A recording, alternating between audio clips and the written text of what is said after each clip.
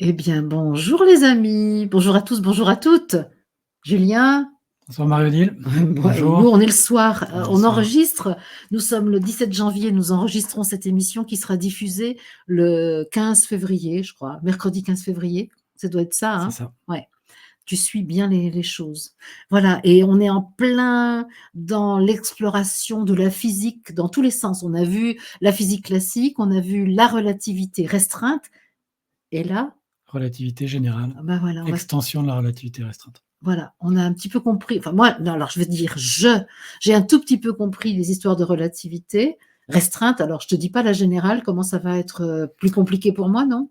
Un peu, on a quand même bien vu des notions, mais la relativité générale va ajouter la gravité Ouais, à la relativité restreinte. bon, très bien. Et ben, pour ceux qui, comme moi, ne comprennent que à peu près un tiers et à peine peut-être de ce que tu dis, je dis qu'on peut quand même suivre, on peut quand même y aller parce que c'est intéressant d'apprendre à comprendre l'environnement dans lequel nous vivons, Oui, dans lequel cette incarnation a lieu. absolument. Tu es d'accord? Oui. Toi, tu es sérieux, hein, tu es vraiment un homme de science. Rappelle-nous un petit peu ton parcours, qu'on sache pourquoi tu es là, en train de faire ces exposés. Qu'est-ce qui me rend légitime? Ouais, qu'est-ce qui te rend légitime? C'est parcours les classes préparatoires, donc maths sup, maths spé, Ouais, une école d'ingénieur et un doctorat en physique. carrément, un doctorat en physique. C'est Tu ça. t'ennuyais? Tu savais pas quoi faire de ta vie? Si, je savais. Un doctorat. Ah là là, et tu as trouvé Voilà. ça drôle? Drôle, non, ça, j'étais arrivé au bout de ce que j'avais à faire là, je pense. Mais je pourrais présenter dans une émission l'expérience sur laquelle j'ai travaillé, qui est Ah une oui, très belle expérience, dont le collègue américain a eu le prix Nobel en 2017. et pas toi? Donc, moi, j'y étais plus depuis bien longtemps. Et non, et les Européens n'ont pas eu le prix Nobel, c'est une expérience franco-italienne, non, ce sont les Américains Qui ont raflé le qui ont prix? fait le prix Nobel, qui Mmh. sont arrivés un peu avant.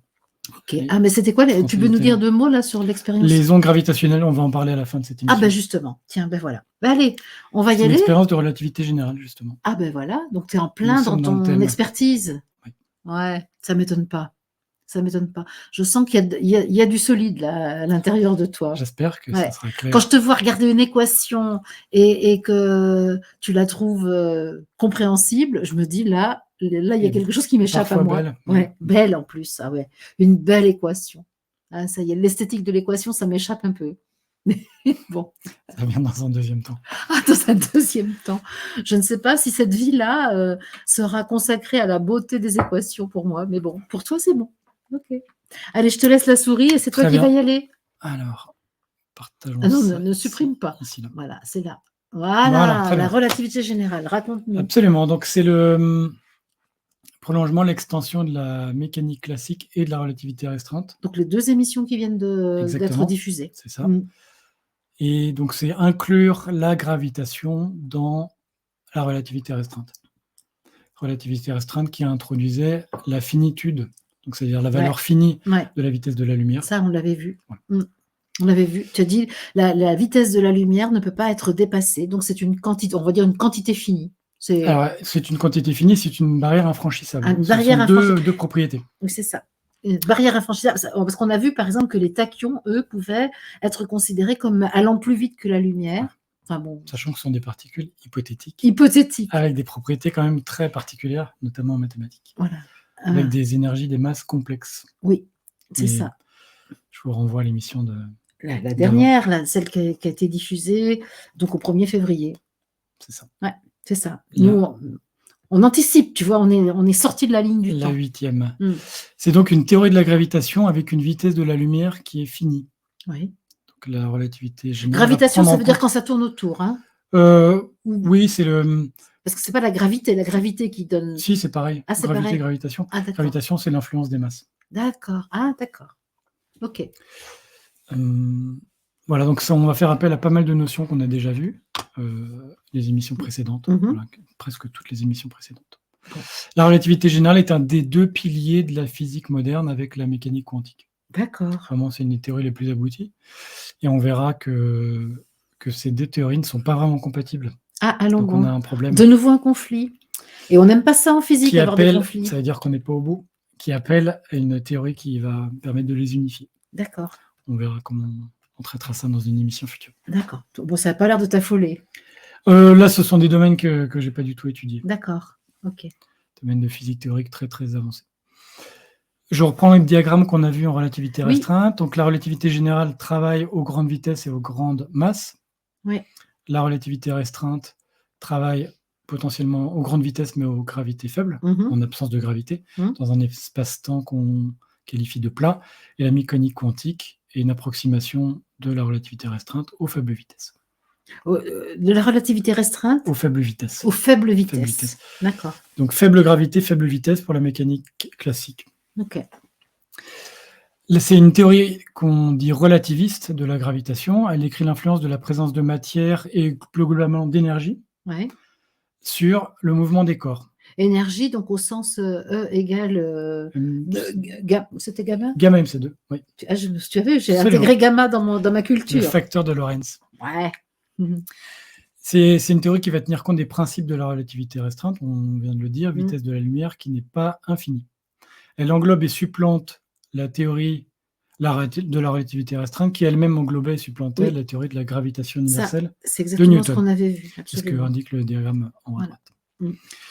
On peut dire que la mécanique classique est une linéarisation, une approximation mathématique de la relativité générale aux faibles vitesses et aux champs gravitationnels faibles.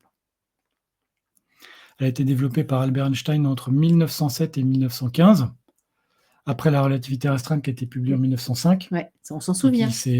Il s'est attaqué au problème de la gravitation. Ouais. Il était doué, ce petit Albert, quand même. Hein. Oui. Hein, on peut dire qu'il était inspiré, quand même. Oui. Alors, sans oublier les apports d'autres chercheurs. Oui, ça ne veut pas dire qu'il a été tout seul. Dont notamment pour la relativité générale, David Hilbert. Un Américain de Hilbert. Britannique. Britannique, un anglophone en tout cas. Ouais. Je ne connais pas exactement sa nationalité. Mais on a tendance à attribuer vraiment toute la relativité et restreinte et générale à Einstein. Bah oui. C'est réducteur. Surtout qu'on a vu qu'il y avait Poincaré, celui que tu aimes beaucoup. Poincaré, Lorentz, et on s'appuie nécessairement sur les travaux d'autres. Alors, parfois, l'histoire ne garde qu'un ou deux noms, mais il y a eu d'autres personnes qui ont nécessairement contribué. Oui, tu sais bien, Julien, que l'information plane et que les physiciens captent l'information. C'est comme ça que ça se découvre, les choses, non? Absolument.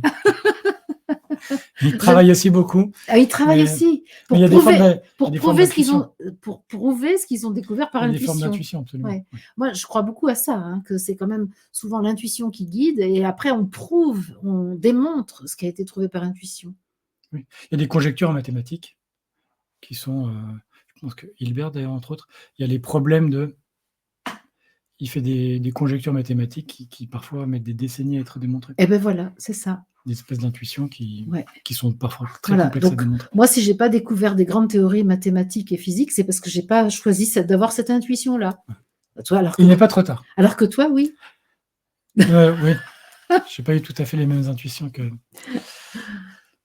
notamment, une des grandes intuitions d'Einstein, c'est le principe d'équivalence. Ah, c'est quoi ça? En mécanique classique, on a vu le deuxième principe, la deuxième loi de Newton, principe fondamental de la dynamique.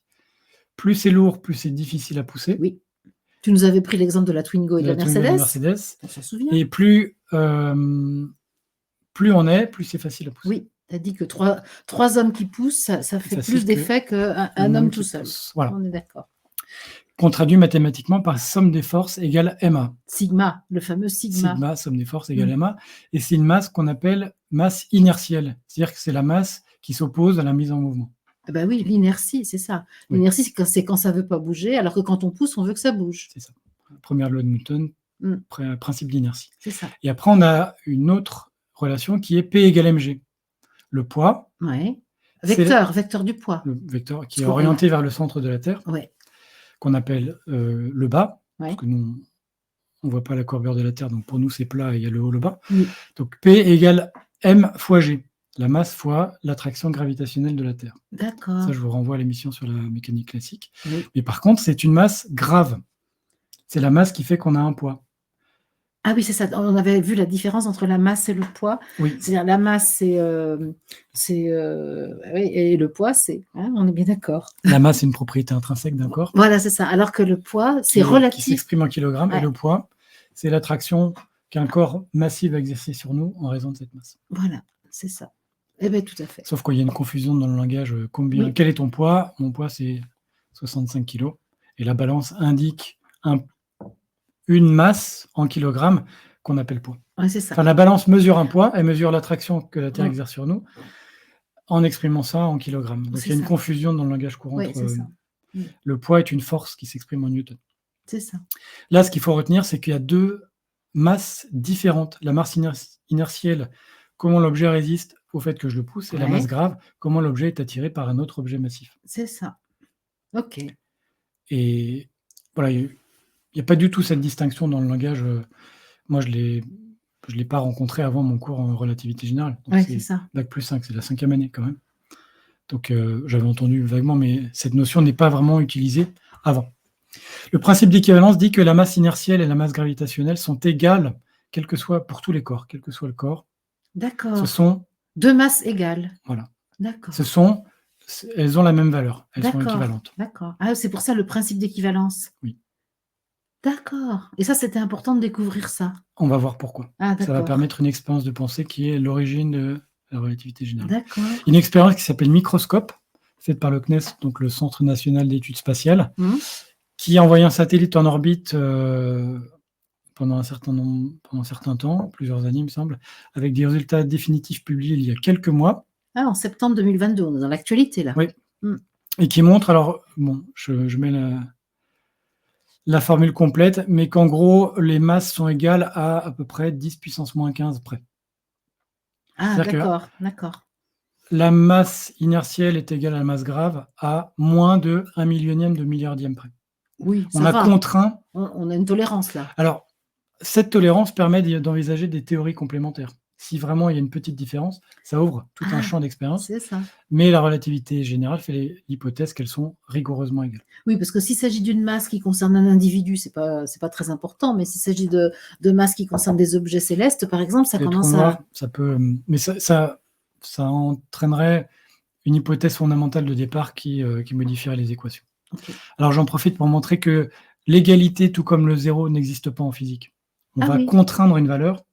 On peut dire c'est inférieur à, mais on ne peut pas dire c'est égal à 100%. D'accord. Tout comme la taille de l'électron est inférieure à 10 puissance moins 18, on ne peut pas dire que c'est 0. On avait vu que la taille de l'électron, finalement, n'avait jamais été on mesurée. La connaît pas. Elle est supposée, mais elle n'est pas... Aujourd'hui, elle est considérée comme élémentaire, c'est-à-dire qu'elle n'a pas de taille, mais on peut la contraindre expérimentalement. On ne peut pas dire c'est 0. C'est ça. On peut juste, au fur et à mesure de la technologie, améliorer ce résultat. Donc là, on a bien inférieur à... C'est ça, 0,4, 10 moins 15. D'accord. Avec une expression qui dépend. On voit sur la photo, il y avait deux corps, deux matériaux différents. Oui. Qui ont été, donc c'est le corps A et le corps B, et voilà, ils ont fait des mesures pour aboutir à ce résultat, que cette expression qui mesure la différence entre la masse inertielle et la masse grave est extrêmement faible. Est-ce que c'est une belle équation, celle-là? Ça, c'est un résultat. C'est pas une équation qui prédit, c'est une grandeur, c'est le ratio des masses. A sur grave de A sur inertielle de A moins grave de B sur inertielle de B divisé par la demi-somme. Ce qui fait un ratio sans unité qui est à 0 si les masses sont rigoureusement égales. Ah ben oui. Mais la physique, la mesure ne peut pas prouver qu'elles sont rigoureusement égales. Il y a toujours une incertitude. D'accord. Voilà ce qu'on oublie souvent quand on parle d'un résultat. Oui, c'est ça, peut-être la différence entre la physique et la mathématique, parce que les mathématiques, on peut arriver à des résultats exacts, alors qu'en physique, pas vraiment. Non, c'est toujours une précision. Je comprends pourquoi j'étais pas bonne en physique à l'école. J'étais très bonne en mathématiques. C'est une façon de réfléchir qui est un petit peu différente. Ouais, mais c'est vrai, moi je voyais une très grande différence. Le zéro n'existe pas en physique ou en chimie. L'expérience de la fusée, ça c'est une expérience de pensée menée par Einstein. Oui. De pensée. Oui, de pensée, c'est-à-dire qu'on n'a pas fait l'expérience, mais on imagine qu'on ferait cette expérience et qu'est-ce que ça produirait comme résultat. D'accord. Donc, deux cas, vous êtes dans une fusée qui accélère à une accélération de 9,81 mètres par seconde au carré, qui est égale à l'accélération de la pesanteur, ou alors vous êtes sur Terre, dans une boîte fermée, et vous êtes soumis à l'accélération de la gravité. Ah oui, donc c'est les deux images que tu nous montres là. À gauche ou à droite. D'accord. Quelle différence verriez-vous comment feriez-vous la différence entre je suis dans une fusée qui accélère à 9,80 mètres par seconde au carré, ou je suis sur Terre qui m'attire avec une accélération de la pesanteur de 9,80 mètres par seconde au carré? Et la réponse est aucune. Il n'y a pas de différence? Non, on ne peut pas. L'hypothèse majeure de la relativité, c'est qu'on ne peut pas, par une expérience, savoir si on est dans un cas ou dans l'autre. Ah À bon? partir du moment où les fenêtres sont fermées. D'accord. Parce Il que n'y a pas de fenêtre, enfin, il n'y a pas de vue visible sur l'extérieur. oui, donc on ne sait pas. On n'a pas de repère On ne sait pas. extérieur, on ne sait pas. On ne sait pas. Être accéléré C'est-à-dire la par... sensation, tu veux dire que la sensation, que je sois dans une fusée ou que je sois dans une boîte, sans mouvement, c'est la même? Oui, on ne pourrait pas Ça alors? imaginer d'expérience qui permettrait de faire localement la différence entre D'accord, les deux. d'accord, d'accord. L'hypothèse, voilà, c'est l'hypothèse majeure de la relativité générale. Il n'y a aucune différence. Et ça n'a jamais été contredit, ça? Bah, Parce que là, tu c'est dis une c'est par la hypothèse. pensée, oui. On peut faire une hypothèse. Qu'est-ce qui se passe s'il y a une différence de temps de... une fraction de très faible. Mmh. Si la différence est égale à temps, qu'est-ce que ça peut entraîner comme Mmh. différence Mmh. au niveau de la théorie? Mais aujourd'hui, les résultats sont parfaitement compatibles avec une égalité rigoureuse. D'accord, d'accord. Bon. Et c'est pour ça que donc une accélération est équivalente à la pesanteur. C'est pour ça qu'on peut parler d'accélération de la pesanteur. Je vais utiliser l'expression un peu tôt. D'accord. A égale G, l'accélération. Si l'accélération est égale à G, l'attraction de la Terre, alors on ne peut pas faire la différence. D'accord. OK. Et ça va nous amener justement à vraiment l'origine géométrique de la relativité générale. Je considère le trajet d'un photon dans deux cas. Le premier cas, j'ai ma boîte Oui. dans deux situations. Mmh. À gauche, T1, un temps, Oui. où je vais émettre un photon depuis la gauche, Oui. et à droite, T2, après T1, où je vais réceptionner ce photon de l'autre côté. J'ai Oui. positionné un œil Mmh. Ah oui, c'est ça. avec une vitesse verticale qui est égale à V1. On avait déjà parlé de ça la dernière fois, donc de cette distance parcourue par le photon Oui. et du temps qu'il mettait pour, Oui, alors là, on est dans un cadre différent parce qu'on ne regarde pas l'influence de la vitesse sur le trajet oui, c'est ça. par rapport à un observateur extérieur. Mmh. Et puis la vitesse n'est pas dans le même sens que le photon, surtout. On n'est pas sur la même expérience, même D'accord. si on a les mêmes éléments. Non, mais Là, je disais ça juste pour rappeler que c'est Oui. comment dire? Une démonstration qui nous est familière. c'est un cadre, oui. On a déjà employé Familière, en plus. Comme je vais vite en On a besogne. déjà employé. Ça peut ressembler à l'autre, c'est vraiment assez Mmh. différent en termes de ce qu'on cherche à montrer. Ouais. de OK. l'effet. OK. Donc je suis dans ma navette, mais Oui. à vitesse constante, cette fois-ci, Oui. et j'émets un photon à un temps T1, Oui. de côté gauche, Oui. et je regarde à T2 quand il arrive de l'autre côté, qu'est-ce qui s'est passé? Oui. Sachant que la vitesse entre ces deux moments, ces deux Donc instants, à l'intérieur de ma Ouais. boîte qui se déplace, hein? Oui, mais D'accord. cette fois, elle se déplace à une vitesse constante. Oui, c'est ça. Elle n'est pas en train Qu'est-ce qui se d'accélérer, elle est passe? en train de Exactement, elle n'accélère pas. Qu'est-ce qui se passe? Vitesse constante, j'émets un photon à T1, je le réceptionne à T2. Oui. Le photon, pas d'accélération de la boîte, il a eu dans la boîte un trajet rectiligne. Oui. Il a juste traversé. Ouais.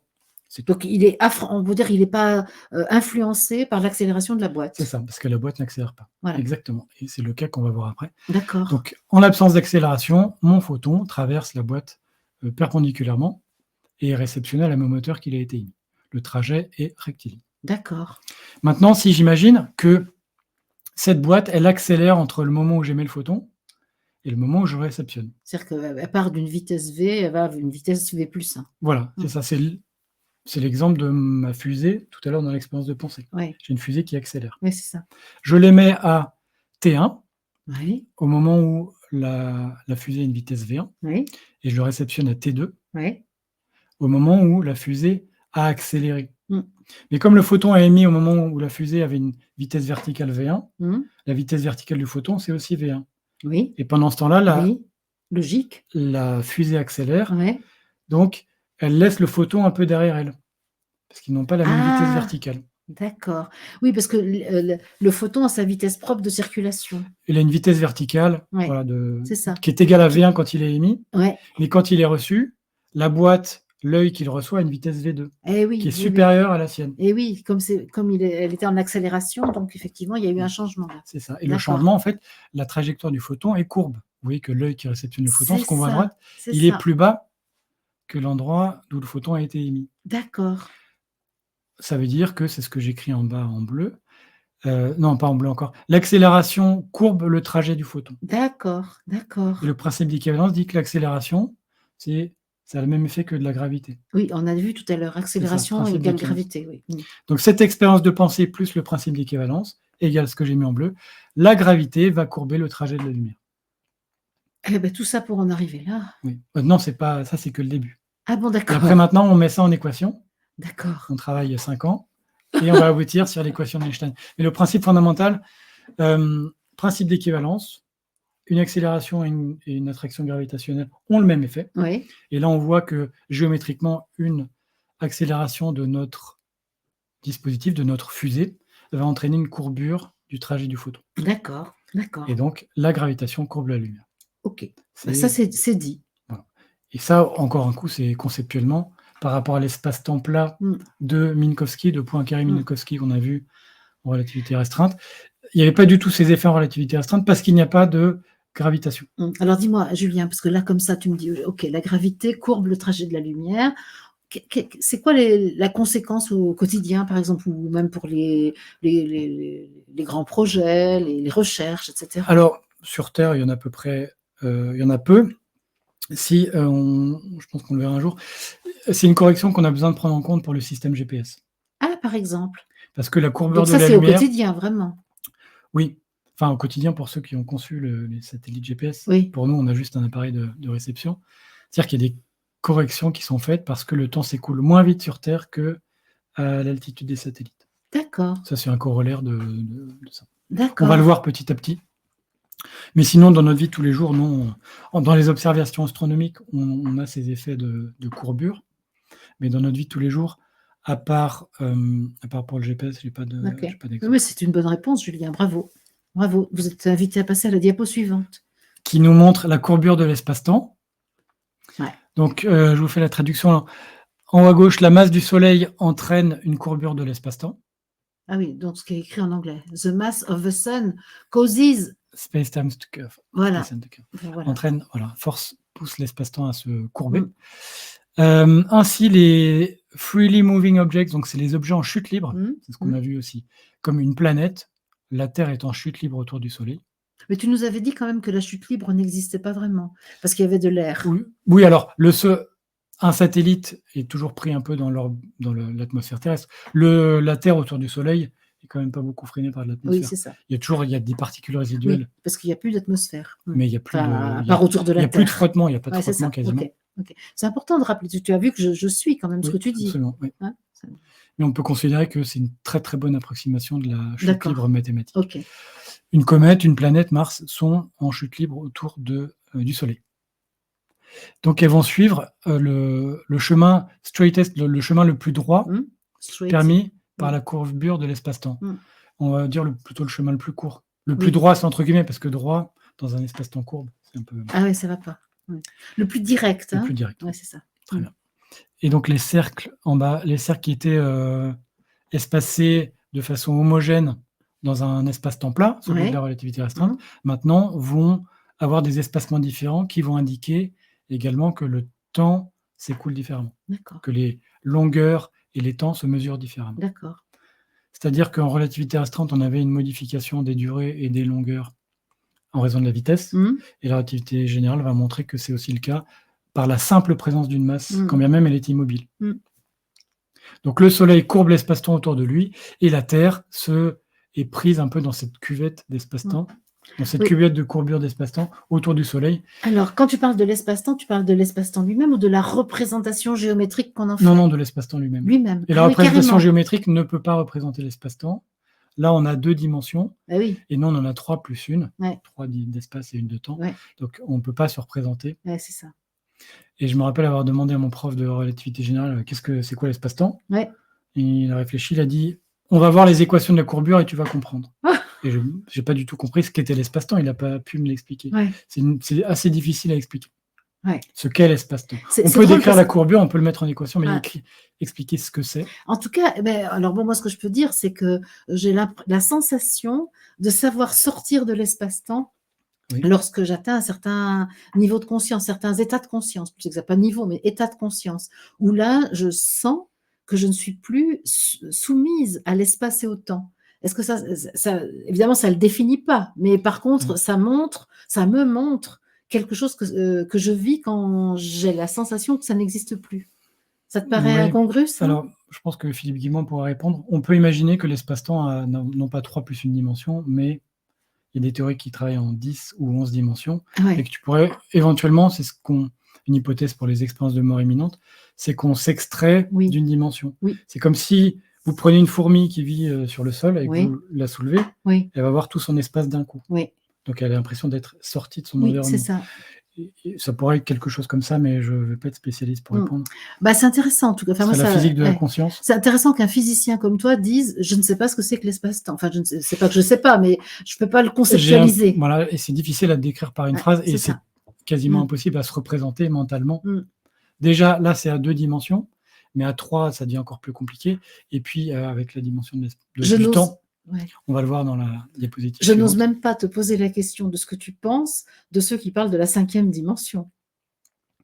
Alors, ce que certains appellent la 5D, Ouais. ce n'est pas la 5e dimension. Ah bah, d'accord. Parce qu'on a je me Le rappelle monde plus de en leur nom. 5D. On a des Polonais au début du XXe qui ont émis l'hypothèse que le monde était en 5 dimensions, donc 4 dimensions d'espace, 1 dimension de temps. Oui. Et ça a Ah, permis 4 dimensions d'espace? oui, et ça a permis d'unifier certains phénomènes physiques. D'accord. Là, je parle Ah vraiment bah, j'avais de pas compris mémoire ça. depuis longtemps. Mais D'accord. quand on parle de la 3D, la 5D, Oui. la 72D, Oui. ce sont pas des dimensions d'espace-temps, ce sont des dimensions spirituelles. Je sais pas exactement, je suis vraiment pas spécialiste. Mais je pense pas qu'ils fassent référence à une 5e dimension qui Ah! viendrait s'ajouter au 3 plus Ah! 1. Moi, je Alors pense que si.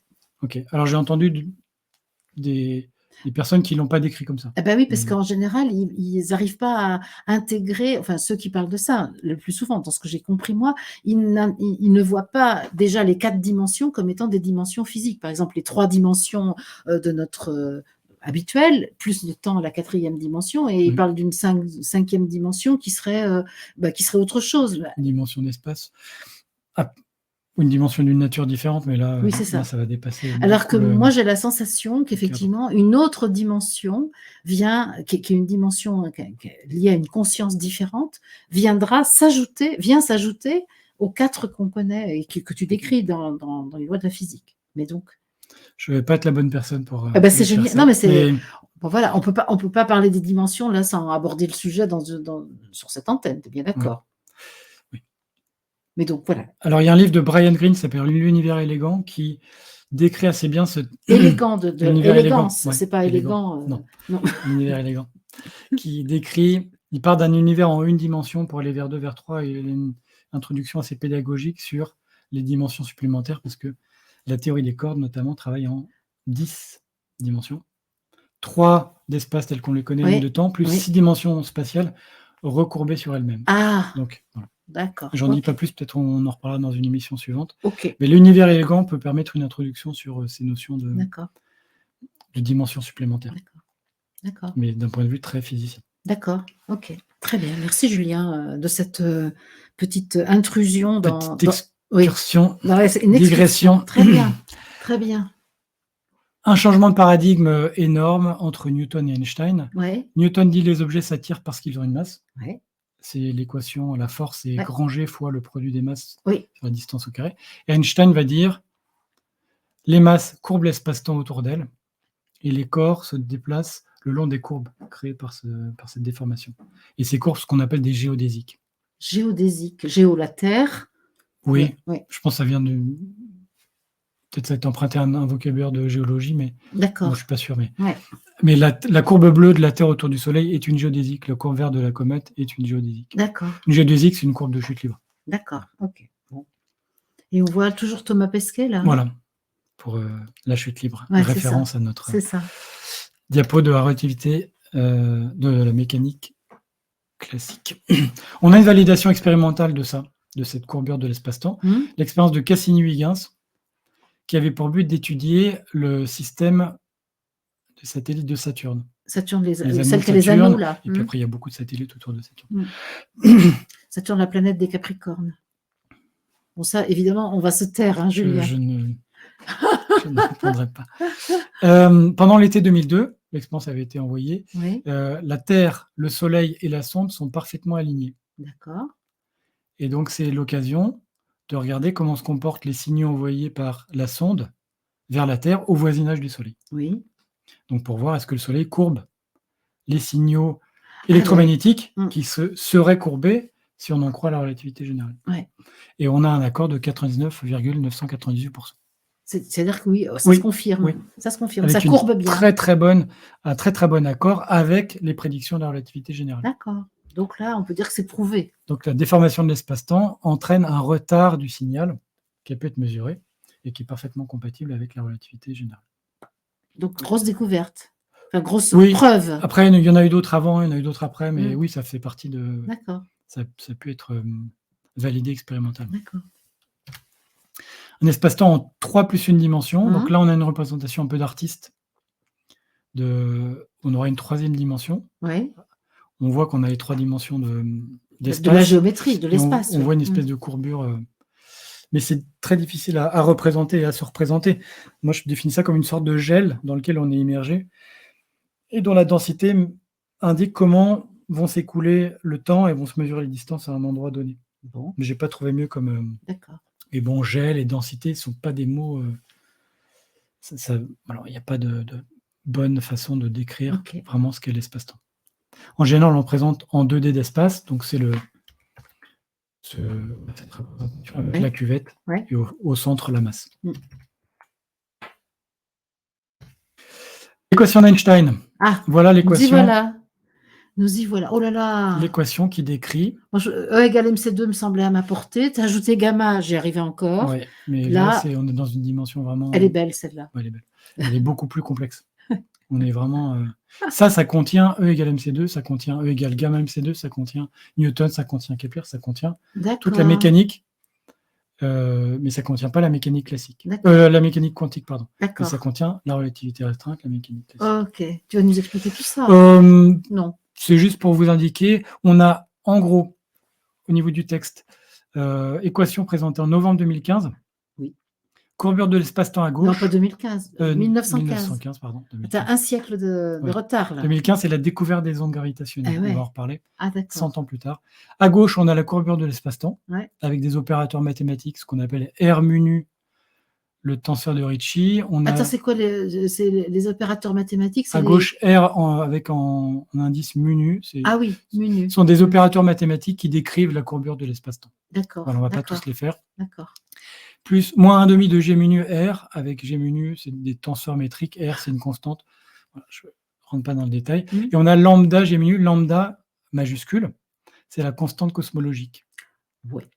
Que vous avez peut-être entendu, dont vous avez peut-être entendu le nom passer, qui a été ajouté en 1917, donc 2 ans plus tard par Einstein, parce qu'Einstein pensait que l'univers était statique. Et il s'est rendu compte que cette équation entraînait un univers dynamique.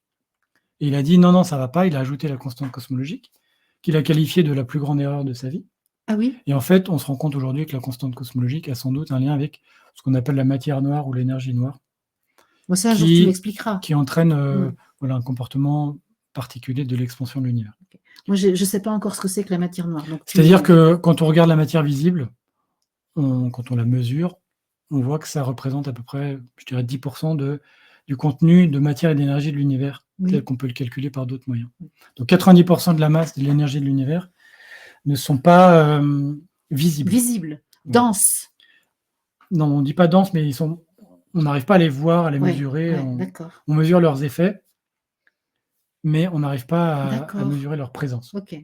Et on prend en compte leur présence en réintroduisant la constante cosmologique qu'Einstein avait mis pour une mauvaise raison, mais la constante cosmologique est peut-être tout à fait légitime à être là. Bon, je vais te faire encore une digression qui va te sembler sûrement hasardeuse, mais je dirais c'est comme le corps humain. Il y a le corps visible et il y a tous les corps subtils qu'on ne voit pas et qui pourtant ont de l'influence et de l'importance et déterminent le corps physique.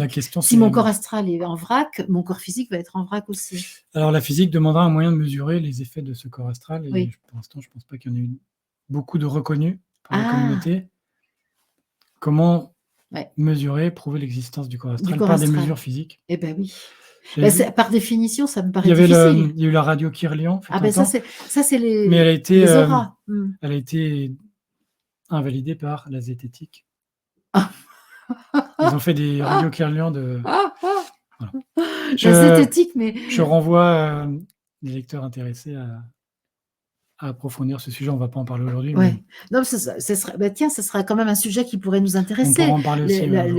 Les images Kirlian, effectivement, qui, pour moi, c'est pas les corps subtils, c'est plutôt les auras. Donc, c'est plutôt ce qui Oui, est émis. effectivement. Tandis que le corps subtil, je dirais, c'est ce qui pénètre à l'intérieur. Mais bon, ça, c'est. Ok. Mais voilà, Mm. oui, Et c'est pas tout à fait intéressant. arrivé. C'est intéressant. Voilà, mais la physique demanderait comment on va mesurer ce Eh corps ben, astral bien et sûr. sa taille et son effet, etc. Absolument. Et pour l'instant, moi, j'ai pas connaissance Mm.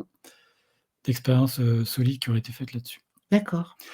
Et à gauche de l'équation, on a toute la courbure de l'espace-temps. Oui. Et on voit avec l'égalité comment elle découle 8 πg sur C4 T menu. T menu, c'est le tenseur énergie-impulsion.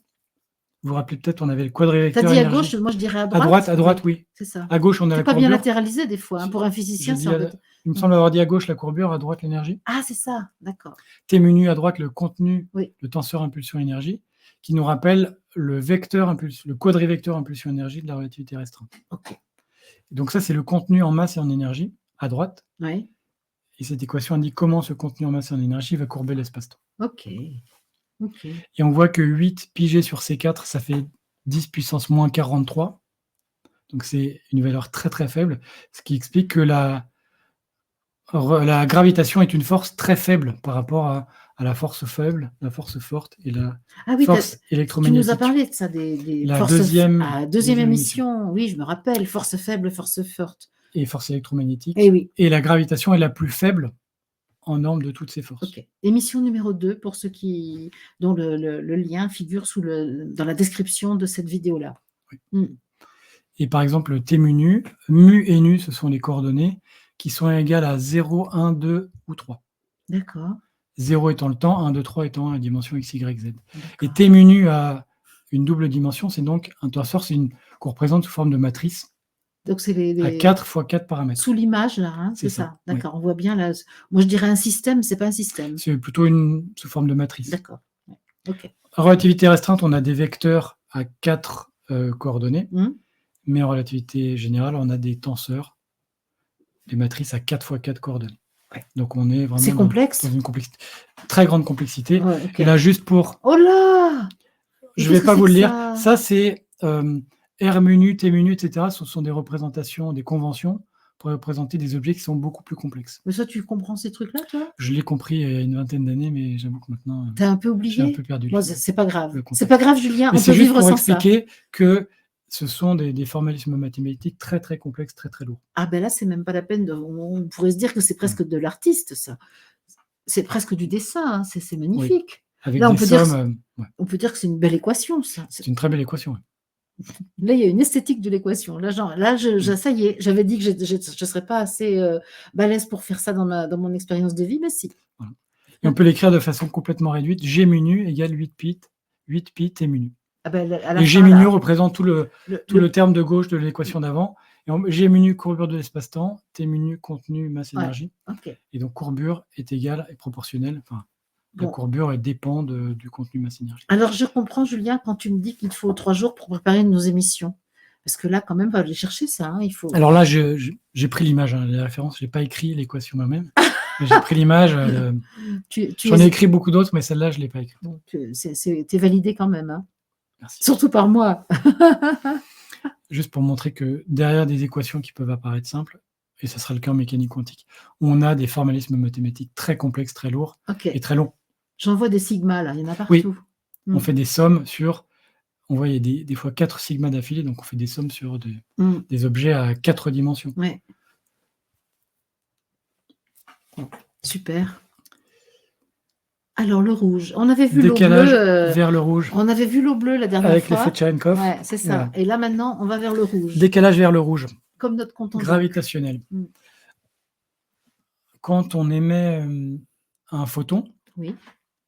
Ce qui est le cas en permanence. Oui, par exemple, un photon émis par le Soleil ou un photon émis par un objet massif va perdre de l'énergie à mesure qu'il remonte le potentiel gravitationnel. Oui. Il va perdre de l'énergie.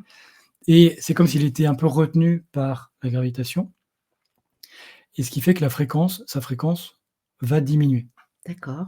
Sa fréquence. Alors là, là, là, là, La là, fréquence de l'onde. attention Oui. à ce que tu dis, Ah non, hein, non, parce que absolument. La la fréquence de fréquence de l'onde, l'onde. Donc là, une onde, elle est sinusoïdale, oui, en général. voilà, et donc on va voir la fréquence, c'est-à-dire le nombre de fois où elle va en haut, par exemple, hein. Le nombre d'oscillations par Une seconde. oscillation, Exactement. exactement. C'est ça la fréquence. Oui.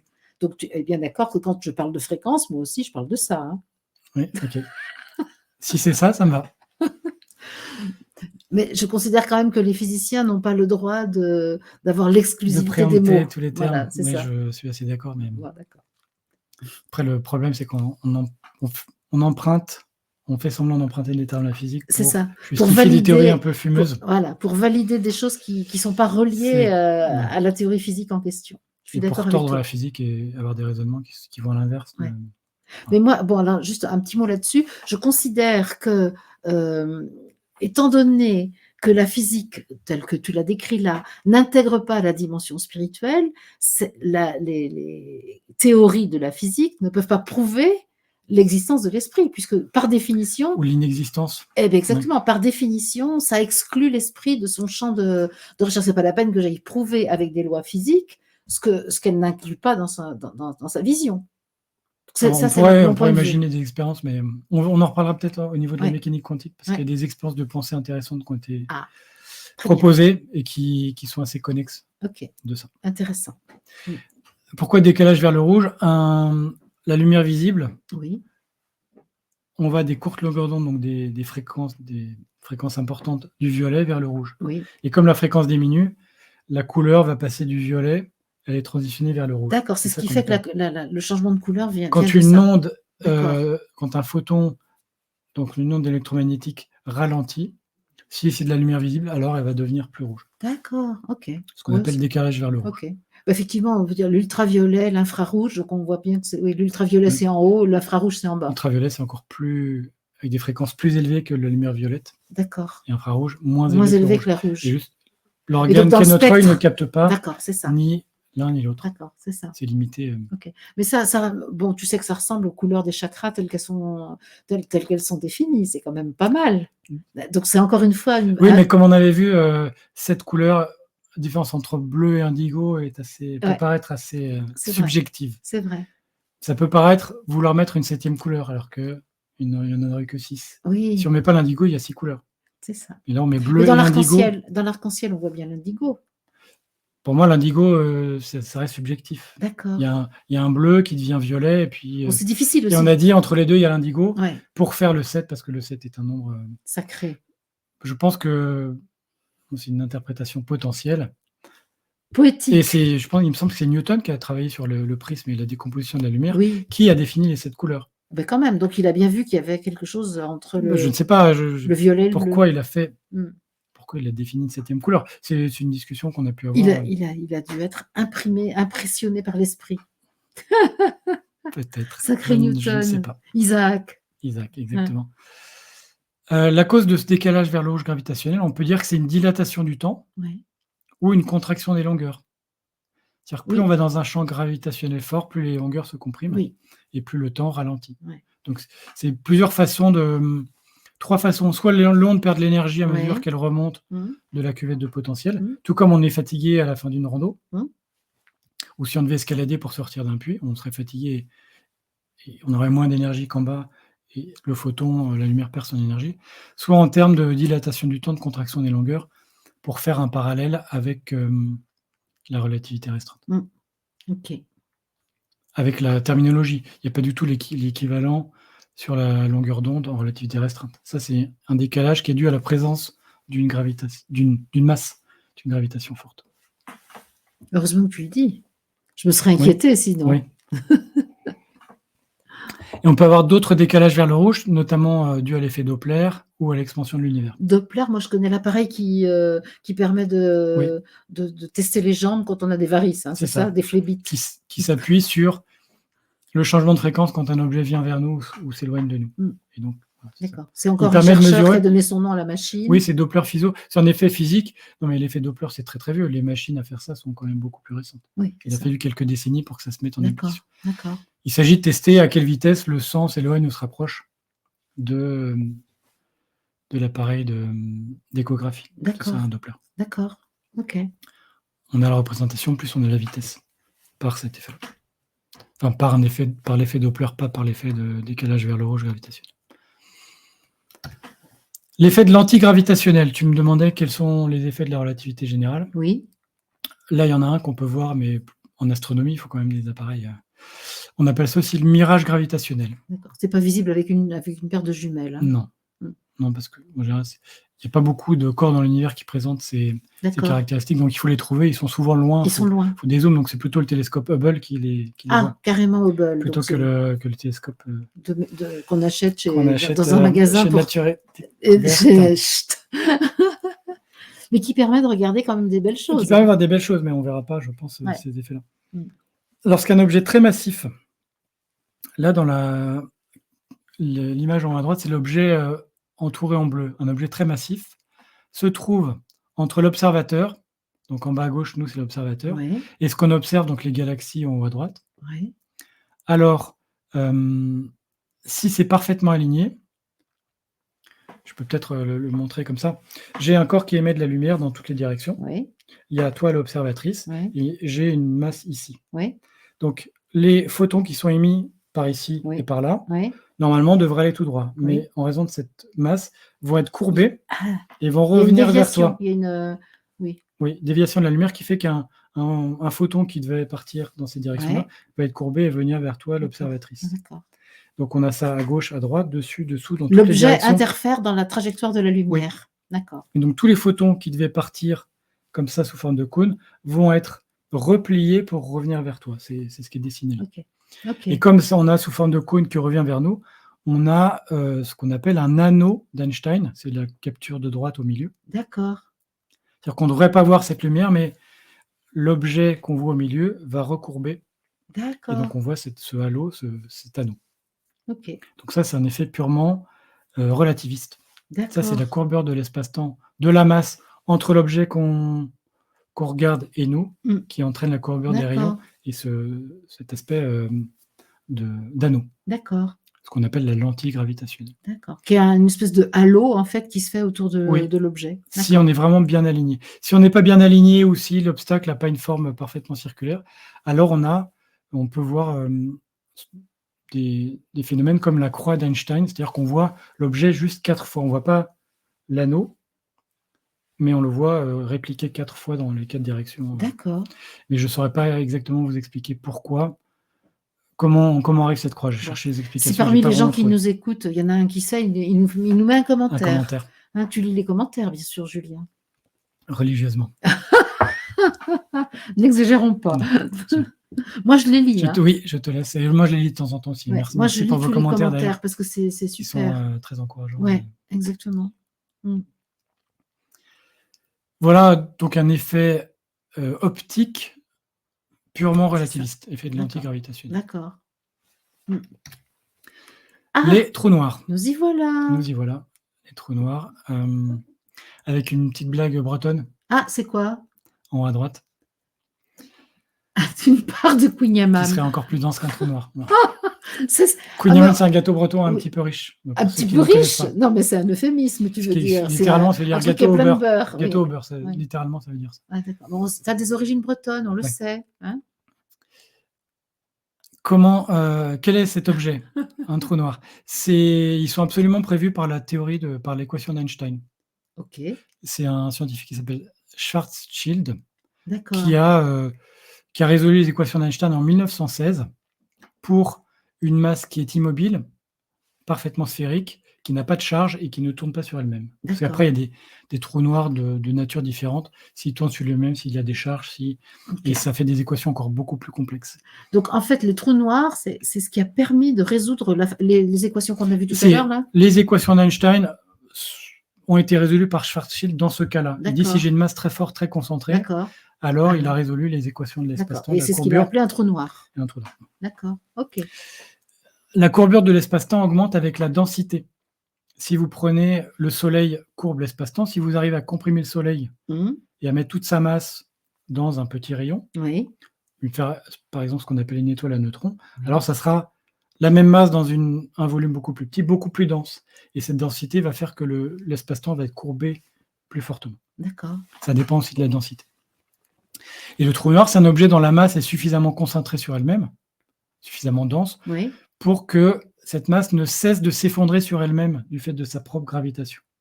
Un trou noir, c'est un objet en effondrement sur lui-même. d'accord. C'est tellement dense Effondrement, que ça veut dire quoi? Il se dégrade? c'est-à-dire qu'il est réduit à un point. Ah, d'accord. Le trou noir, là, il y a un point noir qui a une certaine distance en dessous de la surface, mais techniquement, la profondeur est infinie. Et tout en bas, il y a un point mathématique de taille nulle D'accord. qui contient toute la masse. OK, Donc, il y a un effondrement de l'espace-temps sur lui-même. OK. Ce qu'on appelle une singularité gravitationnelle. Bon alors, ouais, encore une fois, hein, je vais te donner des boutons là, mais moi, parfois dans certaines expériences spirituelles, j'ai cette sensation d'être un point de concentration extrême. Ça n'a rien à voir avec ça?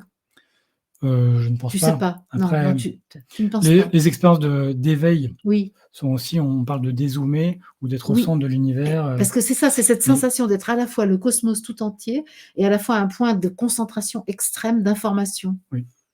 Ça Mais ressemble à ça quand même, non? la sensation peut être différente. Après, Oui, bah, c'est évidemment. pas un point de concentration de masse qui va courber l'espace-temps Non. tel que c'est décrit ici. Ça, mais- tu ne le sais peut-être pas. Je ne t'ai encore Oui. rien dit. Ah bah, écrivez les équations, on s'y mettra tout à l'heure. Et le trou noir marque la limite du domaine d'application de la relativité générale. Ah, Les équations de la relativité générale n'ont plus cours au centre du trou noir. Elles ne permettent pas d'expliquer ce qui se passe dans un trou noir. donc ici, RG, c'est pas RG, les relativité RG, hein, générale. Non. c'est pas les renseignements généraux, c'est J'ai la man- relativité j'ai manqué générale. un peu de place, Ouais, c'est relativité vrai. générale. Ouais, j'ai compris. Les équations, on peut dire qu'elles explosent. Ça tend vers plus l'infini. Voilà. Les équations de la relativité générale, l'équation d'Einstein n'a plus cours au centre d'un trou noir. Ah, ben La ça, court tout d'accord, autour. d'accord. Mais Cherchez quand la on arrive montrer dans dans le trou noir, ça, non. plus rien ne va. Non. Faites vos jeux, rien ne va plus. n'est plus valable. D'accord. Elle tend vers l'infini ou D'accord. vers zéro. D'accord, ok. Et on a différentes classes de trous noirs, du plus gros au plus petit. Donc, les trous noirs supermassifs qui font plusieurs milliards de masses solaires, jusqu'à plusieurs milliards de masses solaires. Ah oui. Donc, plusieurs milliards. Donc ça c'est pondérable alors. Hein, donc Oui, on peut les mesurer. Ah. On peut mesurer leur masse. Mm. Donc, plusieurs milliards de masses solaires regroupées en un point. En général, ce sont au centre des galaxies. Ouais, c'est exactement ce que je ressens. Oui. Mais je ne peux pas me le mettre en Non. équation. Bon, Mais bon, on il y a de verra l'espoir. Moi, je trouve qu'il y a de l'espoir dans tout ça. je pense que ce sont des phénomènes différents, mais en tout cas, Oui, non, bien sûr, Julien. trou Mais noir supermassif au centre des galaxies. je ne peux pas m'empêcher quand même de faire un lien. Oui. Parce que une des hypothèses avec lesquelles je vis, c'est qu'il y a une réplique parfaite de l'univers dans le corps de chacun et qu'on est un univers en concentré. Oui. C'est le taoïsme, l'orbite macrocosmique et l'orbite microcosmique. Ah bah tu vois, tu le sais toi aussi. Mais c'est une discipline chinoise qui date d'il y a très longtemps. Et donc, moi, je peux supposer que ce qui est démontré par les équations, ce qui est montré par la physique, peut se vivre aussi à l'échelon individuel. Oui, on peut avoir une similarité dans Oui. Ouais. dans la représentation, dans la façon de le décrire. Oui, c'est ça. Donc, alors évidemment, ça vaut ce que ça vaut, mais voilà. Je ne peux pas le mettre en équation, mais je peux en témoigner. D'accord. Et c'est noté. On a les trous noirs intermédiaires, donc typiquement 1000 masses solaires. On a les trous noirs stellaires, donc là qui sont liés à la fin de vie d'une étoile. On aura une émission sur la vie des étoiles. Génial. Donc typiquement quelques masses solaires, 10. Et on a les micro-trous noirs. Tout en bas, la dernière ligne. Voilà, qui peuvent faire jusqu'à la masse de la Lune. D'accord. Ou des micro-trous noirs qui sont vraiment très petits et très temporaires. D'accord. On parlera en mécanique quantique de l'évaporation des trous noirs. Ah oui. On va en reparler aussi. D'accord. On parlera des micro-trous noirs. Ok. Donc il y a une vraie vie des trous noirs en fait. Oui. Enfin, on ne sait pas ce qui se passe à l'intérieur, mais en tout cas, et ça a beaucoup d'influence sur ce qu'il y a autour d'eux. Okay. On va le voir aussi. Et avec chaque classe de trous noirs, chaque masse de trous noirs est associée à un rayon, le rayon dit de Schwarzschild. Oui, c'est-à-dire qu'un trou noir, un trou noir en fait a une extension mathématique nulle, c'est un point, mais on peut lui donner un rayon mathématique. C'est le rayon de Schwarzschild. C'est un point, mais qui a une masse énorme. Oui, jusqu'à plusieurs milliards de masses solaires. Mais sans matière. Si, la matière, mais la matière est concentrée. Tellement concentrée. Voilà, concentrée. Ouais. Il y a une densité infinie. Il n'y a pas à dire. Hein, et la relativité générale n'arrive pas à décrire cette densité infinie sur un point qui a une dimension nulle. C'est drôle parce qu'évidemment, je n'ai pas du tout les références mathématiques et physiques que tu as, mais malgré tout, je sens que quelque chose me parle corporellement Oui. de ce que j'expérimente. C'est quand même dingue. Et est-ce que tu peux nous dire pourquoi c'est noir? Noir, il y a une couleur? Noir parce qu'il n'y a rien qui s'en échappe. Ah, c'est parce que ça absorbe. C'est ce qu'on va voir après. Ah, c'est pour ça que ça s'appelle noir. Ah ben voilà. Le, le trou noir est un objet qui a une attraction gravitationnelle telle que si on s'approche, que si même la lumière s'approche à une certaine distance, elle tombe dedans. Et donc elle est absorbée. Elle est absorbée. Et donc la lumière est bouffée, quoi. Elle est... Absorbée. Après, on ne sait pas ce qu'elle devient au centre du trou noir. Et donc, dans la mesure où rien ne peut en sortir, ça n'émet rien. Ça n'émet rien, mais par contre, ça bouffe tout, quoi. Voilà. Ça n'émet rien. On verra une petite nuance en mécanique quantique demain, pour nous, dans quelques semaines pour vous. Mais comme rien ne peut en sortir, il y a quasiment une émission, il y a 0 émission de quoi que ce soit. Donc, on les repère par l'effet qu'ils ont autour d'eux. D'accord, d'accord. L'horizon du trou noir, donc on appelle ça horizon des événements, en anglais c'est Event Horizon. C'est la distance du centre du trou noir à partir duquel la vitesse de libération, voire l'équation sur la mécanique, l'émission sur la mécanique classique, est égale à la vitesse de la lumière. Oui. C'est-à-dire que même la lumière ne peut plus sortir si elle s'approche trop près. D'accord, c'est ça. Si elle s'approche pas trop près, elle est courbée, voire très courbée, mais si elle s'approche un peu trop près du centre, si elle passe à l'intérieur de ce rayon de Schwarzschild, alors elle tombe dans le trou noir. Ok, d'accord. Ouais, c'est intéressant, hein, comme. Oui, et ça, pareil, c'est pas du tout décrit pas du tout appréhendable par la mécanique classique. Ah bah oui, on peut pouvez comprendre. Pas imaginer. Bah oui. Ça, c'est vraiment la relativité générale qui a permis de prédire qu'est-ce qui se passe si on a une densité. Et c'est Schwarzschild qui a ouvert ces disciplines. Après, il y a tout un ensemble d'autres trous noirs qui ont été caractérisés. Alors, l'univers est-il dans un trou? Je vois la Alors, avant ça. Ouais, avant, vas-y. Je vais trop vite. Tout objet a un rayon de Schwarzschild. D'accord. Le rayon de Schwarzschild, c'est le rayon. En plus, il s'appelle Schwarz aussi, ça veut dire noir. Oui. C'est l'enfant dingue, noir. C'est drôle hein, quand même. Ah bah oui, child, oui, c'est ça. Alors, comment je vais faire la phrase en français? Le rayon de Schwarzschild. Si on concentre la masse d'un objet dans son rayon de Schwarzschild, alors il se transforme en trou noir. Alors la densité va être telle que ça va. Tu peux nous la refaire, ça, si tu concentres suffisamment la masse d'un objet. Oui. Pour qu'il rentre tu serres. dans son rayon de Schwarzschild, qui dépend de sa masse. On voit l'équation Gm sur C2. Si on concentre suffisamment d'objets pour qu'il rentre dans son rayon de Schwarzschild, alors ça devient un trou noir. Alors il s'effondre sur lui-même. Et par exemple, la Terre a un rayon de Schwarzschild de 1 cm. Le rayon de la Terre, c'est 6400 km. Si vous arrivez à concentrer tout en 1 cm, alors on fera de la Terre un trou noir. Le Soleil, si vous arrivez à concentrer toute la masse du Soleil dans 3 km, alors on en ça fait sera un trou noir. Ouais. Ça alors. Et on verra dans la vie d'une étoile que la gravitation finit par permettre ça, dans certains cas, de concentrer la masse tellement qu'il y a un effondrement et que l'étoile finit sa vie sous forme de trou noir. Et noir. juste comme ça, il y aurait un intérêt à fabriquer, à faire de la Terre un trou noir ou du Soleil un trou noir? Non, c'est juste pour dire que tous les objets, moi-même j'ai un rayon de Schwarzschild, si on concentrait toute ma matière dans un rayon, je n'ai pas calculé, mais c'est vraiment infinitésimal, je serais un micro-trou noir. Mais tu n'es pas cela, Julien. Non. Tu es lumière, Julien. On va voir aussi à la fin l'objet symétrique du trou noir.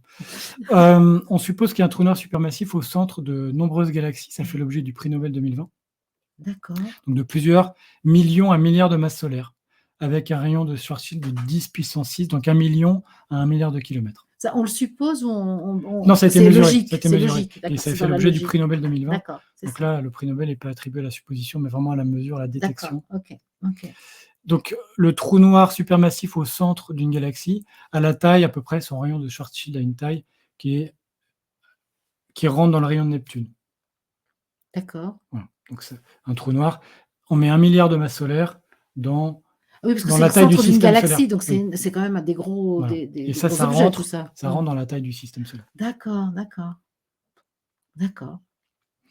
Et on se pose la question, si on calcule le rayon de Schwarzschild de l'univers, eh ben, c'est à peu près la taille de l'univers. Donc on ne sait pas bien. Mais la taille de l'univers, comment ça se mesure, ça? Ça, bon, j'ai pas l'info sur la mesure, mais et je crois que la valeur a changé il n'y a pas longtemps, mais en tout cas, la valeur qui était de 14 milliards d'années, lumière, est passé maintenant à 44. Mais quand on regarde la taille de l'univers et quand on mesure sa masse, à partir de sa masse, on peut calculer son rayon de Schwarzschild. Ça m'éclate, moi, qu'on puisse dire des choses comme ça. Et la question, il me semble, n'est pas tranchée aujourd'hui. On ne sait pas si l'univers est dans un trou noir ou pas. Ok. C'est quand même... comment est-ce qu'on peut dire que... comment on mesure la taille de l'univers? C'est des calculs? Oui, on regarde le décalage vers le rouge de la lumière qui nous arrive des objets les plus lointains. Ouais, mais ça, c'est toujours... Mais c'est une discipline très complexe. Bah oui, et puis c'est toujours du point de vue de la Terre et à partir des limites qu'on se fait du monde. Oui. Tu es d'accord que l'observateur ou celui qui le calcule influence aussi son calcul? Alors ça, c'est en mécanique quantique. Sur des échelles astronomiques, on ne va pas dire que l'observateur influe sur la taille de l'univers. Mais il va influer sur des systèmes microscopiques. Ouais. Ce qu'on verra dans les émissions suivantes. Okay. D'accord. Et avec une image qui est assez réaliste du film Interstellar, qui est assez réaliste de ce qu'on peut voir d'un trou noir. C'est-à-dire, alors, l'image en haut à droite, c'est un trou noir, mais le trou noir, on ne le voit pas, on voit ce qui se passe autour. Ah, c'est ça. Et comment la matière est attirée et va tomber dans le trou noir. D'accord. C'est comme ça qu'on va percevoir les trous noirs. Les ondes gravitationnelles. Ça a été prédit à peu près à la même époque, en 1916, par la relativité générale. C'est-à-dire que cet espace-temps qui est courbe va pouvoir onduler. Et ça va entraîner des ondes non pas électromagnétiques, non pas sonores, non pas mécaniques, mais des ondes de déformation de l'espace-temps. D'accord. C'est-à-dire que quand une onde va passer, le temps et l'espace vont varier. Ce n'est pas la longueur de l'objet, c'est la longueur de tout. Comme c'est la longueur de la métrique, c'est la longueur de l'espace-temps lui-même. Alors tout sur le passage va être modifié de façon très faible et transitoire. D'accord. Et qu'est-ce qui émet les ondes gravitationnelles? Alors, c'est ce que j'allais... Ah bon, d'accord. C'est tout mouvement d'un objet qui n'a pas une symétrie sphérique. Par exemple... Tu peux nous le redire, là? Ouais. Tout mouvement d'un objet qui n'a pas une symétrie de révolution. Ah, d'accord. Par exemple, si vous prenez un ballon de basket, vous le faites tourner dans de l'eau, comme on va dire qu'il est parfaitement symétrique, il ne se passe rien. Si vous faites la même chose avec un ballon de rugby, alors ça va faire des vagues. Voilà. D'accord. Ou si vous prenez deux ballons de basket, vous les tournez l'un autour de l'autre, ça va faire des vagues. D'accord. Mais s'il tourne sur lui-même et qu'il est parfaitement sphérique, alors ça ne va pas faire de vagues. Ok. On va voir les différentes sources. Et le passage d'une onde gravitationnelle va entraîner une variation relative des longueurs et du temps sur son passage. Alors, on repasse. Et là, il y a une représentation des ondes. On a les ondes qu'on appelle E+ et E croix, qui sont orientées dans des directions différentes. Là, pareil, il y a beaucoup de formalisme mathématique pour arriver à ça. Ok. Bon. Mais ça, c'est un sujet qui a été très actuel, qui est toujours très actuel, qui a été étudié depuis quelques décennies. Première source, les systèmes binaires. Deux corps en rotation l'un autour de l'autre. Par exemple, deux étoiles à neutrons, une étoile à neutrons autour d'un trou noir, deux trous noirs l'un autour de l'autre. Quand ils vont tourner l'un autour de l'autre, ils vont perdre de l'énergie. Ils vont émettre des ondes gravitationnelles qui font qu'ils vont perdre de l'énergie. Et comme on l'a vu pour les satellites dans l'émission sur la mécanique classique, ce système qui perd de l'énergie va en fait rentrer en accélération.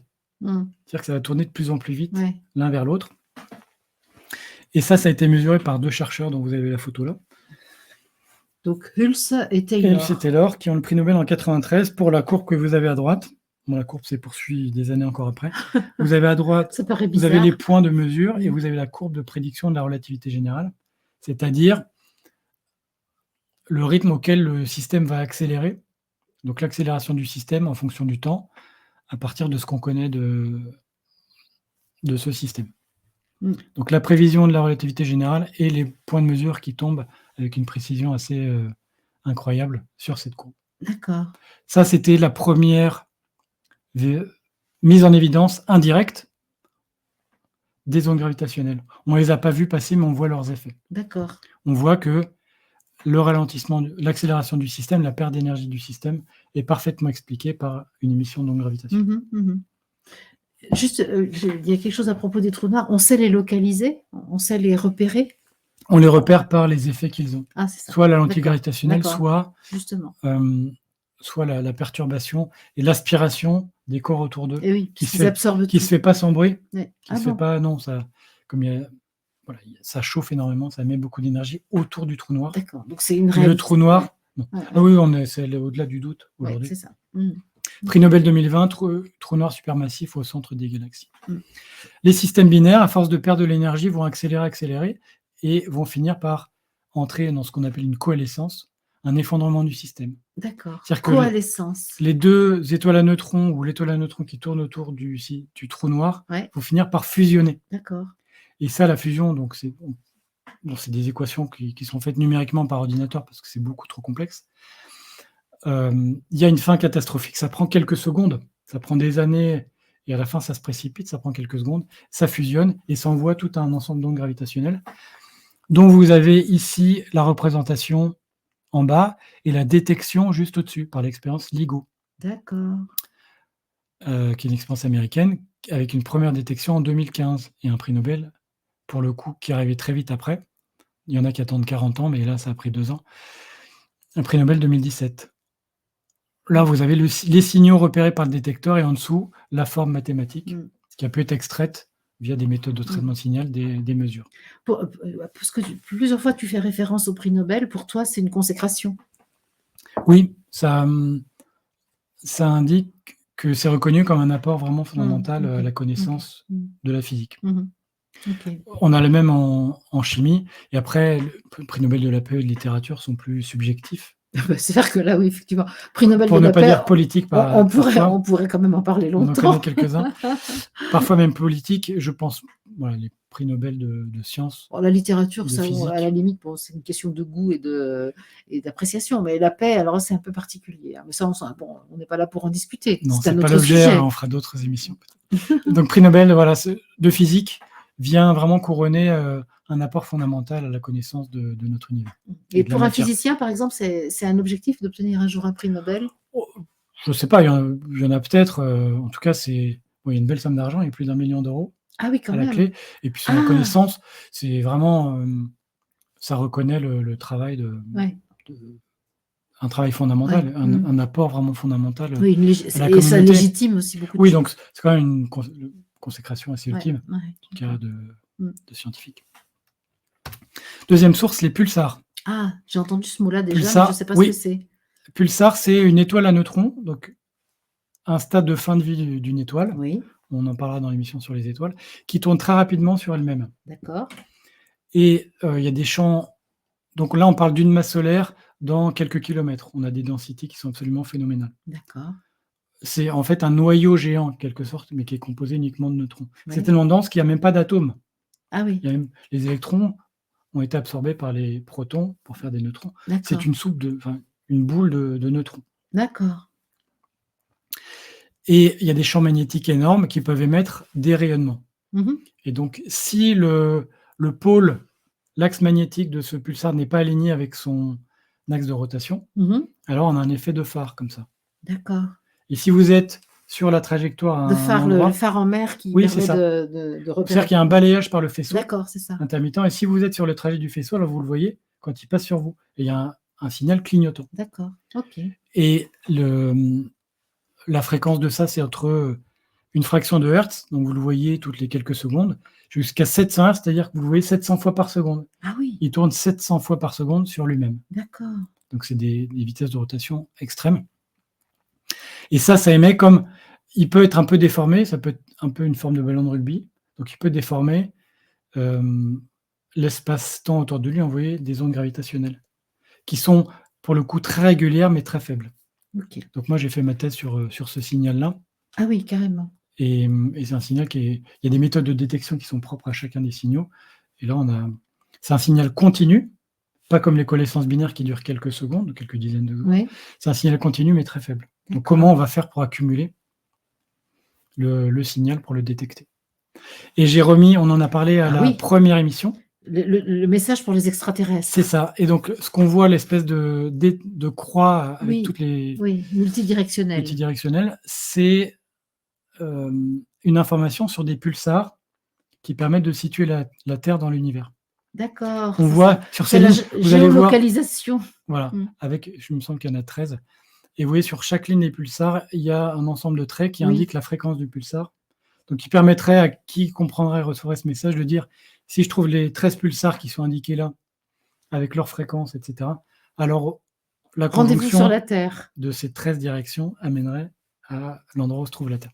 C'est ça. C'est comme ça qu'ils ont, j'allais dire géolocalisé, pas du tout. C'est pas du tout géo, c'est pas du Ouais, tout ouais. sur la Terre. C'est comme ça que cette plaque de la sonde Pionnier localise la Terre D'accord, c'est pour ça. une civilisation C'est ça. extraterrestre qui recevrait. Pour l'instant, aucune intelligence exogène On n'a a- trouvé ce dessin Pas pour qu'on venir. sache. Pas qu'on sache. Ah, mais peut-être que si. Peut-être on ne nous l'a pas dit. Voilà, pour l'instant. Ok. Et la troisième source, ce sont les supernovae. Supernova. Hmm. Une supernova des supernovae, c'est-à-dire une explosion d'étoiles. Ah, c'est ça. En général, l'explosion est dissymétrique. C'est-à-dire que ça va exploser. Si c'est parfaitement symétrique, il n'y aura pas d'onde gravitationnelle. Si ça explose de façon dissymétrique, alors il y a un signal très bref et très difficile à prédire d'onde gravitationnelle D'accord. qu'on pourra trouver, qu'on pourra éventuellement détecter sur Terre. Il y en a une en 1987 qui est visible en bas à droite. Et à l'époque, il y avait des détecteurs d'ondes gravitationnelles qui n'existaient pas ceux d'aujourd'hui, mais à l'époque, il y en avait. Et ils ne se sont pas concertés entre eux. Il y en avait 3 ou 4, 3 il me semble, qui étaient tous en maintenance en même temps. Au moment donné, il y a eu une supernova. Ah bah, et donc, ils n'ont pas pu. Donc, c'est incroyable. Donc là, depuis, ils s'appellent et ils coordonnent leur maintenance pour qu'il y ait toujours des détecteurs Mais c'est en fonction. évidemment, le physicien que tu es n'a pas manqué de voir cette concomitance de la maintenance comme un signal très important. Que l'étoile a choisi d'exploser à ce moment-là. Absolument. Tu Je sais ne pas que tout à fait. la Mais en tout conscience cas, de l'étoile a fait en sorte de ne pas être observée dans son explosion. On est bien d'accord. non, on n'est pas bien d'accord. Ah non. Mais en tout cas, Tu me voilà, fais rire. ça a changé la pratique. C'est-à-dire que maintenant, ils ne s'arrêtent pas indépendamment les uns des autres. Ils s'appellent en Ils disant s'appellent. nous, on s'arrête 6 mois l'année prochaine. Ok. Donc, on ne saura jamais s'ils auraient pu la détecter. Veux-tu qu'on commande une autre explosion de supernova? On peut. Hein? On On a peut, qu'à je la pense demander. que les expériences actuelles attendent ça avec beaucoup d'impatience. Ah ben, il n'y a Pour qu'à la voir si- demander. Tu veux qu'on fasse ça? Tu pourras faire ça dans la guidance de demain soir. Absolument. C'est possible. 9e mois, absolument. Ou la naissance. Ouais, absolument. Dans 2 Au jours, moment de la tu naissance, pourras demander dans une 2 jours, parce que je explosion de rappelle vie. qu'on enregistre le 17 janvier, même si cette émission va être diffusée le 15 février, nous on enregistre un mois avant. Parce qu'il faut dire que toi tu habites en Haute-Savoie et que moi j'habite en Poitou et qu'il faut donc, pour se Quelques heures de rejoindre, route. quelques heures de route, donc on le profite. fait par grappe. Exactement. On arrive sur un Les des trous derniers blancs. objets, les trous blancs, mais bon, le C'est mot trou trou blanc. n'est pas très juste, donc on parle plutôt de fontaine blanche. Oui, ça fait moins de jeu C'est de mots. l'objet symétrique du trou noir, donc c'est parfaitement prévisible par les équations d'Einstein. C'est la même équation que pour un trou noir, sauf par renversement de la variable temps. Ouais. Je ne rentre pas plus en détail dans les équations, mais si on change le sens du temps, un trou noir devient une fontaine blanche. D'accord. Et là, c'est au contraire, c'est plein de lumière. Alors, c'est un objet très hypothétique. Ah oui. Qui, Là, on ne sait pas le voir, on ne sait pas le un localiser. trou noir absorbe tout ce qui passe Oui. à sa portée, Oui. la fontaine blanche Ouais. expulse tout ce qui passe à sa portée. Ah oui, c'est l'inverse. Oui. Elle rejette. Oui, elle émet. Elle émet. Alors, Ah oui, c'est un objet d'accord. très hypothétique. Les équations permettent de le décrire, mais après, en pratique, c'est quand même autre chose. On ne sait pas le repérer. Non. Soit il est présent depuis la création de l'univers, soit il a été créé. Mais on ne connaît aucun processus astrophysique qui permettrait de le créer. Ouais. Et leur présence dès la création de l'univers font que c'est peu probable. Les conditions initiales de l'univers font que c'est peu probable que ça existe. Et tout comme on ne peut pas s'échapper d'un trou noir, on ne peut pas rester à l'intérieur de l'horizon d'une fontaine blanche. Mais non, parce qu'elle On n'arrive expulse pas. tout. Elle expulse tout. Et le problème, c'est que pour en être expulsé, il faut y être rentré. Ah ben... Mais qu'on ne peut pas y rentrer. Là, il y a une espèce de paradoxe. Il y a quand même un truc qui ne va pas, là. Donc, c'est un objet, voilà, c'est intellectuellement intéressant de voir que c'est l'opposé du trou noir, mais il y a une espèce de paradoxe. On ne peut pas, on en est forcément expulsé, donc on ne peut pas y rentrer. Ok. Bon. Ouais. Et en cosmologie, on dit que le Big Bang est parfois, on peut l'appeler fontaine blanche, trou blanc. Bon. On n'est pas obligé de croire au Big Bang. Bon, si, c'est une obligation. On n'est jamais obligé, mais la théorie des observations actuelles laisse penser que... Qu'il y a eu vraiment. Que si on remonte le temps... Ouais. Le livre de Brian Greene en parle également, l'univers élégant. Ah, ce qui se passe quand on arrive à des échelles dites de Planck, à des échelles vraiment extrêmement faibles. Bon. Mais c'est une théorie quand même assez bien Solide, implantée, assez solide solide. aujourd'hui. Oui. Oui, mais enfin, tu sais, Darwin est très, très bien implanté et j'y crois pas, je ne crois pas un Oui. seul mot de la théorie de Je pense que Darwin. Darwin est quand même plus fragile que la Ah bon, théorie du Big d'accord. Bang. Oui. OK. Et les trous de verre Ah, ou les ponts d'Einstein-Rosen, alors ver, V-E-R, VR, comme un ver, de terre. oui. D'accord, Wormhole en anglais, worm c'est bien ver de d'accord. terre. C'est un objet hypothétique également qui relierait deux régions de l'espace-temps, Oui. avec d'un côté un trou noir qui aspirerait tout et de l'autre côté une fontaine blanche qui rejetterait tout ce qui est La passé par le trou dualité dans noir. toute sa splendeur avec la complémentarité des deux façons de faire. Oui. Et ça permettrait un raccourci à travers l'espace-temps. Mmh. Donc on voit que on a une feuille qui est pliée comme ça et dont les deux parties sont reliées par ce trou.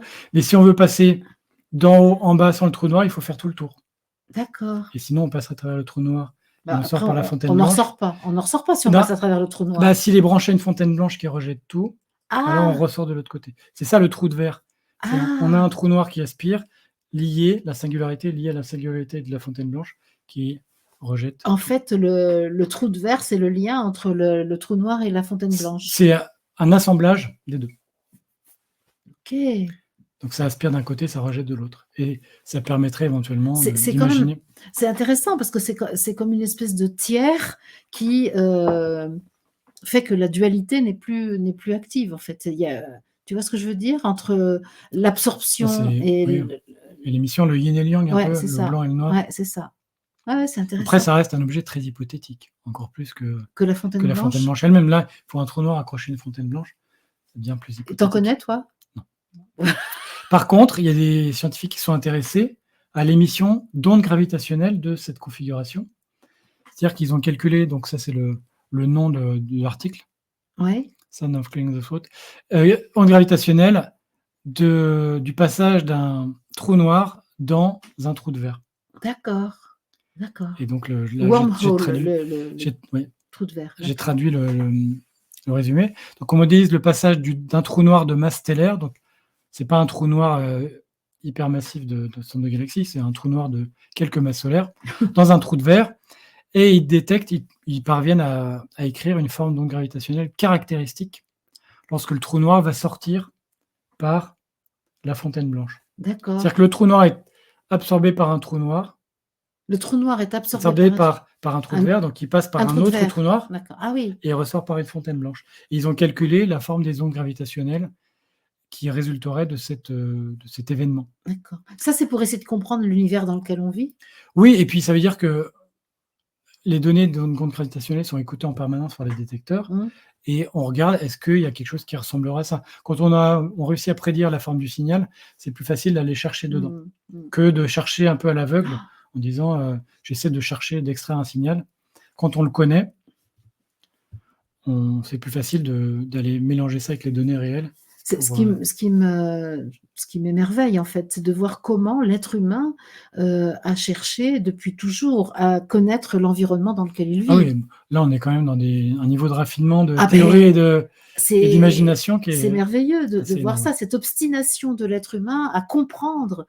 Alors ce que moi je dirais, c'est que ce qu'il a lui-même créé, c'est ça qui est fou, hein, Oui. en tant que Dieu manifesté. C'est dingue, hein. Qu'est-ce que je j'ai fait un truc là, qu'est-ce que j'ai boutiqué là?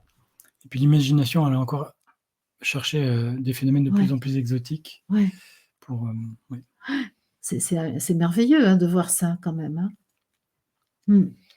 Voilà, nous arrivons au terme de cette présentation.